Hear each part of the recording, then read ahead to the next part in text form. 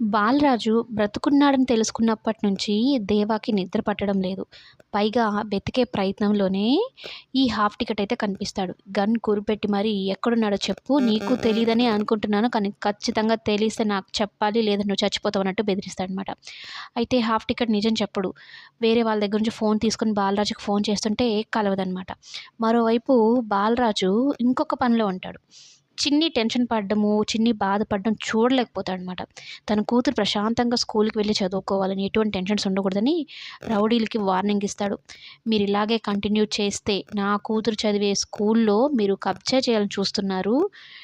మీరిలానే కొనసాగిస్తే పాత భారాలను చూడాల్సొస్తదని" చెప్పని వార్నింగ్ ఇచ్చుంటాడనమాట.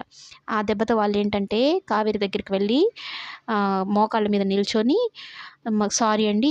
తప్పైపోయింది. ఇంకెప్పుడు ఇలా చేయము" అని. ఇదేంటి వీళ్ళలో ఇంత మార్పు అనుకుంటే, అప్పుడు స్కూల్‌లో టీచర్లందరూ ఏమంటారంటే, "మీ వెనకాల ఏదో శక్తి, మహత్యం ఉంది. అందుకే ఈ రౌడీలు మీ దగ్గరకొచ్చి మోకాళ్ళ మీద నిల్చొని మరీ సారీ చెప్తున్నారన్నట్టు."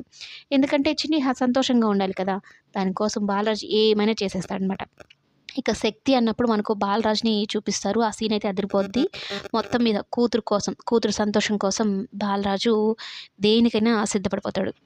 రౌడీలు సారీ చెప్పి మరీ వెళ్లారు కాబట్టి చిన్ని హ్యాపీ అనమాట. కావేరికి ఏం కాదు, టెన్షన్ పడక్కర్లేదు అని చిన్ని హ్యాపీగా ఉంటుంది. అందుకే బాలరాజు హ్యాపీగా ఉంటాడు.